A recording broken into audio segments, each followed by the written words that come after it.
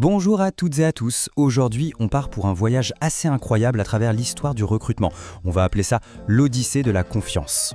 Comment est-ce qu'on fait pour prouver sa valeur à quelqu'un qu'on ne connaît pas ? C'est vraiment la question fondamentale du recrutement. Et c'est un vrai casse-tête que l'humanité essaye de résoudre, figurez-vous, depuis des millénaires.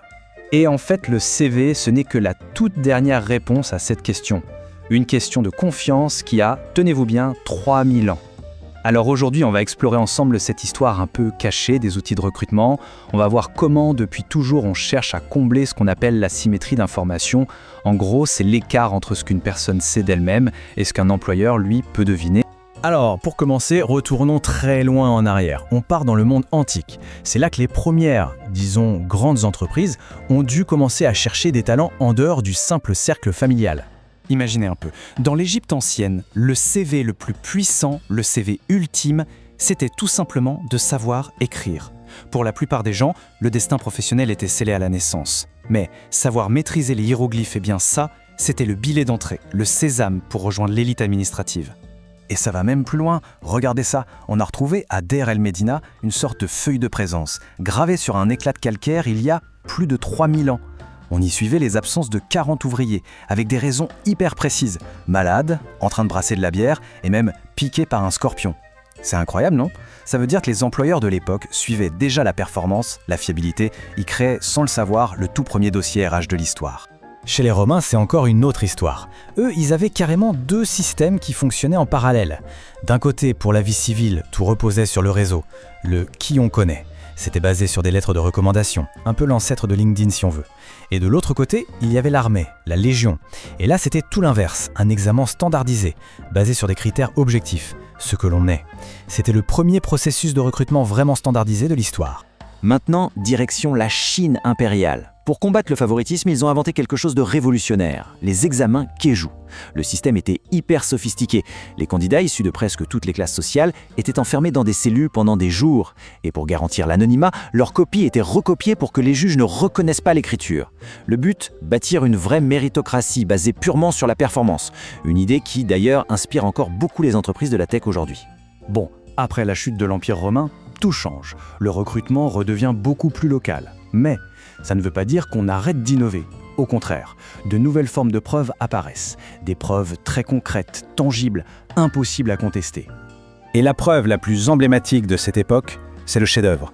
Dans le système des guildes au Moyen-Âge, un apprenti ne présentait pas une liste de compétences sur un bout de papier. Non, il devait prouver sa maîtrise en fabriquant un objet physique, un objet complexe, comme une serrure ou une sculpture. En fait, on ne listait pas ses compétences, on les prouvait dans l'acier, le bois ou la pierre. C'était ça le chef-d'œuvre, le portfolio ultime.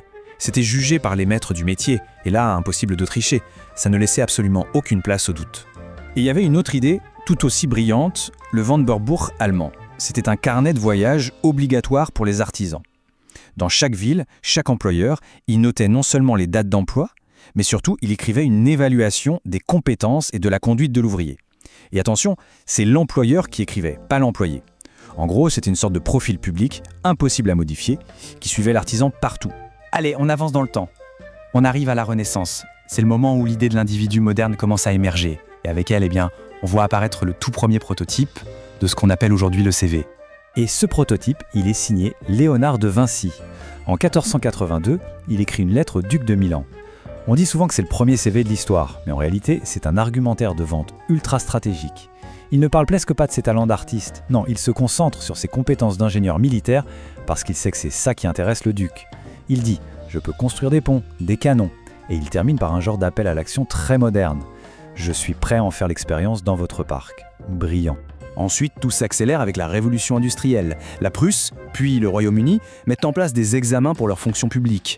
Les chemins de fer américains créent des formulaires standards. Et puis le coup de grâce, c'est la Première Guerre mondiale. L'armée américaine doit classer des millions de soldats par compétences et crée des fiches de personnel. C'est là que le format du résumé moderne est vraiment né, par besoin de gérer des effectifs immenses à l'échelle industrielle. Et nous voilà au XXe siècle. Le CV est maintenant partout, il est universel, mais ce qui est fascinant, c'est que son contenu, lui, va complètement changer au fil des décennies. Et ce changement, il reflète parfaitement l'évolution des valeurs de nos sociétés. Regarde un peu à quoi ressemblait une candidature dans les années 50. Il fallait indiquer son âge, son poids, sa taille, sa religion, son statut marital, son origine ethnique, et la photo était obligatoire. C'était incroyablement indiscret vu d'aujourd'hui. Pourquoi ? Parce que les entreprises embauchaient pour toute la vie. Ce qu'elles cherchaient avant tout, c'était la conformité sociale et la stabilité. Et puis, tout bascule. Avec les grands mouvements pour les droits civiques et les lois antidiscrimination, le CV va être complètement transformé. On supprime toutes ces données personnelles, l'accent est mis désormais sur ce que la personne a fait, et non plus sur qui elle est. La question n'est plus qui êtes-vous, mais bien qu'est-ce que vous avez accompli. Et aujourd'hui alors ? Eh bien, on est entré dans un nouveau cycle. On assiste au grand retour de la réputation publique.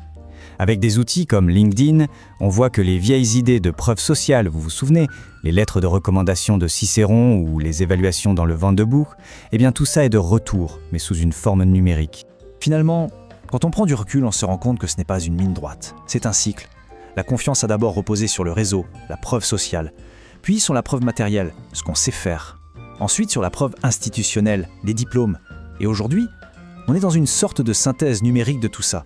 Alors la question qu'on peut se poser, c'est maintenant que des intelligences artificielles lisent nos profils et que nos réseaux en ligne définissent notre réputation, est-ce qu'on n'est pas simplement en train d'inventer de nouvelles réponses à cette éternelle et même question de la confiance ?